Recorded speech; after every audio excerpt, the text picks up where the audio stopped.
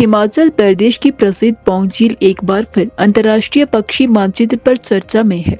झील में यूरोप और उत्तरी एशिया में पाए जाने वाली दो बेहद दुर्लभ प्रजाति की चिड़ियों येलो ब्रेस्टेड बंटिंग और स्टेपी ग्रे श्राइक के दिखने की पुष्टि हुई है। यह खोज वन्य जीव और पक्षी संरक्षण के लिए बेहद महत्वपूर्ण मानी जा रही है, क्योंकि दोनों प्रजातियां अब विश्व स्तर पर तेजी से कम होती जा रही है। लेफ्टिनेंट जनरल भूपेश गोयल, कांगड़ा के प्रसिद्ध बर्डर डॉक्टर अभिनव चौधरी और स्थानीय विशेषज्ञ पीयूष डोगरा की टीम पौंग झील क्षेत्र में हजारों प्रवासी पक्षियों का सर्वे कर रही थी। इसी दौरान 21 दिसंबर की सुबह सर्वे के समय झाड़ियों के पास भोजन की तलाश में एक येलो ब्रेस्टेड बंटिंग दिखाई दी। उसी दिन टीम ने स्टेपी ग्रे श्राइक को भी रिकॉर्ड किया, जो ग्रेट ग्रे श्राइक की एक उप प्रजाति है और पंखों की सूक्ष्म बनावट से पहचानी जाती है। येलो ब्रेस्टेड बंटिंग को वैश्विक स्तर पर लुप्त प्राय माना जाता है।